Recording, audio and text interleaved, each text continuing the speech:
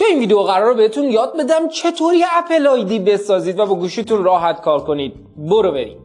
سلام رفقا، حالتون چطوره؟ اسم من نیماست. خیلی خوش اومدید به کانال کالاتیک. امروز یک موضوع خیلی مهم رو داریم، یعنی انقدر مهمه که آدما دارن میرن هم واسش هزینه میکنن، هم خودشونو دارن توی ریسک به خطر افتادن اطلاعاتشون قرار میدن. این موضوعی که دارم در موردش حرف میزنم به شدت جدیه و اگر حواستون نباشه و میخواید آیفون بخرید یا مکبوک بخرید یا هر دیوایس دیگه از اپل بخرید، براتون اهمیت پیدا میکنه. پس خواهش میکنم تا آخر این ویدیو با من همراه باشید. اگر بلد نیستید خودتون اپل آیدی بسازید. معمولا موقعی که شما میری آیفون بخری یا مثلا یکی دیگه از محصولات اپل رو بخری، همون اول طرف ازت میپرسه اپل آیدی داری آیا؟ و شمایی که از همه جا بیخبری که اصلا نمیدونی اپل آیدی چیه، یه لحظه کوب میکنی میگی نه چیکار کنم؟ طرفم بهت میگه که بیا یه کارتیه، این کارت رو بهت میدم، برو خودت مثلا دیگه اطلاعاتو وارد کن، کار در میاد. یا میگه همون موقع بده خودم مثلا اپل آیدی رو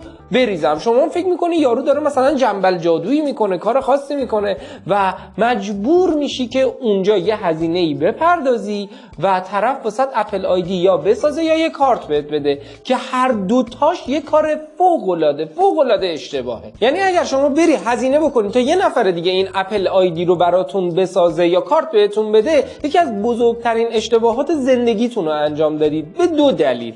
اولا این که طرف اگر آدم پدرسوخته‌ای باشه خیلی راحت میتونه هر از گاهی اون اپل آیدی شما رو لاک کنه و اگر این کارو بکنه شما عملا اون گوشیتون دیگه به درد لاجرز دیوار میخوره، چون عملا خیلی کارا رو نمیتونید باهاش انجام بدید. اپ نمیتونید نصب کنید، به اطلاعاتتون ممکنه دسترسی نداشته باشید و هزار و یک داستان واسه گوشیتون پیش میاد. پس اگر اون آدم درستی نیست، اصلا این کارو نسپرید بهش. چرا؟ چون در غیر این صورت طرف راحت میتونه اپل آیدی رو قفل بکنه و مجبورتون بکنه دوباره بهش مراجعه بکنید، یه پول اضافه ازتون بگیره تا لاک اپل آیدیتون رو برداره و این یکی از چیزاییه که داره به شدت توی بازار موبایل ایران اتفاق میفته. پس حواستون به این موضوع باشه. حواستون باید به یه چیز دیگه خیلی بیشتر باشه، این که اطلاعات شما داره روی این اپل آیدی ذخیره میشه. اگر آیکلادتون فعال باشه، شما ممکنه یک سری از عکس‌های شخصیتون اونجا ذخیره بشه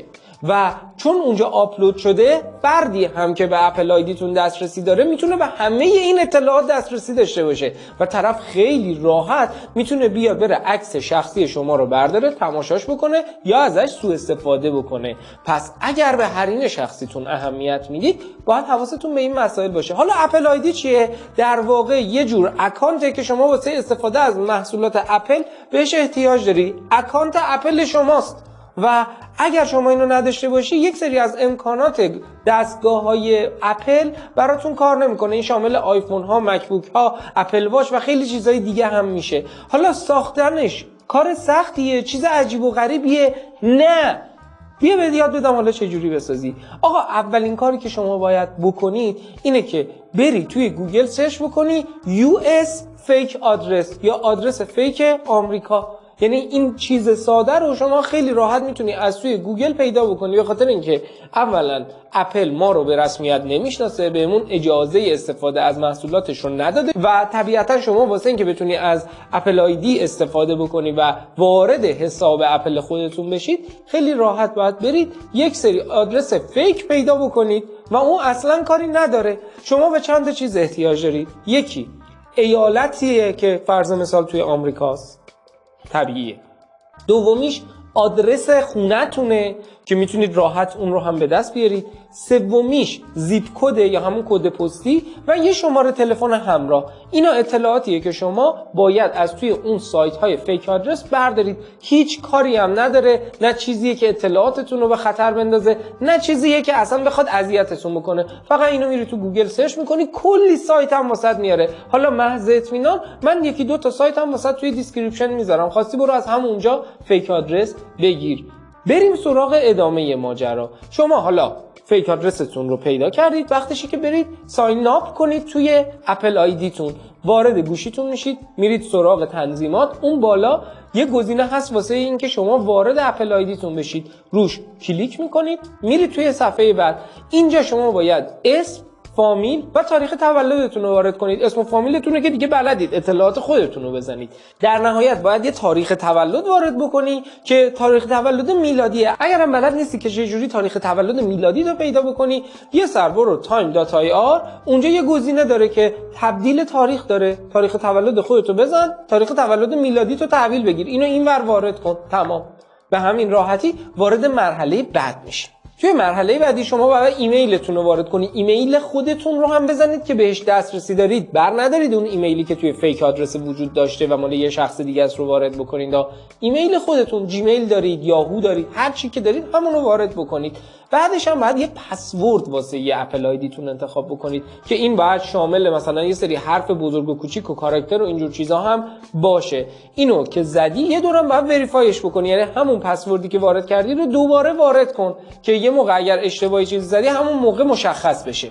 اما توی مرحله بعدی میرسیم به بخش حساس قضیه، جایی که شما باید شماره تلفن وارد کنی. اگر نگاه بکنی خود گوشیت اون شماره تلفنی که الان روی سیم کارت هست رو شناسایی کرده، ولی شما اونو نباید بزنی به خاطر اینکه شماره ایرانه و به دردت نمیخوره. اینجا چند تا مسیر وجود داره که آدما داستان دارن واسش. یا باید بری شماره تلفن یکی دیگر رو بزنین که این احتمال وجود داره که در نهایت اون فردی که خارج از ایرانه و شما شماره‌اش رو دارید وارد میکنید آدم خوبی نباشه و اطلاعاتتون رو برداره و داستان واسهتون درست بکنه. پس این کارو نکنید. یا باید برید مثلا از این شماره‌های مجازی بخرید که خودش داستان داره و این اصلا یه پروسه عجیب و غریب دیگه ای رو داره، ولی اگر بلدید پروسه شماره مجازی خریدن و استفاده کردن ازش رو انجام بدید، برید انجام بدید، گزینه بعدی هم نیست. ولی خب ما اصلا میخوایم یه روشی رو یاد بدیم که اصلا نیازی به هیچ کدوم اینا نداره. پس ما موقعی که ازمون شمارمون رو میخواد و شماره ایرانمون رو شناسایی کرده میگیم آقا این شمارمون نیست، یه گزینه اون پایینه، اون رو انتخاب میکنیم، وارد صفحه بعدی میشیم. اینجاست که بهمون میگه شماره رو وارد کن. اون کدی که در واقع شماره تلفنمون داره باید +1 باشه که کد آمریکاست. در نهایت توی فیلد بعدی شما میری شماره موبایل چی رو وارد میکنی؟ اونی که تو فیک آدرسه بود اونو اونجا وارد میکنی و نکست رو میزنی. موقعی که نکست رو بزنی میگه آقا یه اسمس فرستادم به اون شماره موبایله. شما میگی نه من اینو نگرفتم. روی لینکی که اون پایینه کلیک میکنی و بعدش یه سری سوال ازت میپرسه، یه سری درخواست داره. میگه الان مثلا میخوای وریفای کنی دوباره بفرستم یا یه سری چیزای این مدلی. شما میزنی بعدن وریفای کن، وریفای لیتر، این گزینه رو انتخاب میکنی و تقریبا دیگه کارت تمومه. حالا دیگه چند تا نکست میزنیم، میریم جلوتر. رمز گوشیمون ازمون خواسته میشه، اون رمزی که رو گوشیمون هست رو وارد میکنیم و اینجاست که باید بری ایمیلتو وریفای کنی. روی اون دکمه‌ای که واسش گذاشته شده کلیک میکنی، وارد یه صفحه‌ای میشی، میگه آقا من یه کد فرستادم به ایمیلت. اینجاست که میگم اون ایمیل خودتو باید وارد بکنی. یا وارد ایمیلت میشی، کدو برمی‌داری، وارد اونجا میکنی و تمام.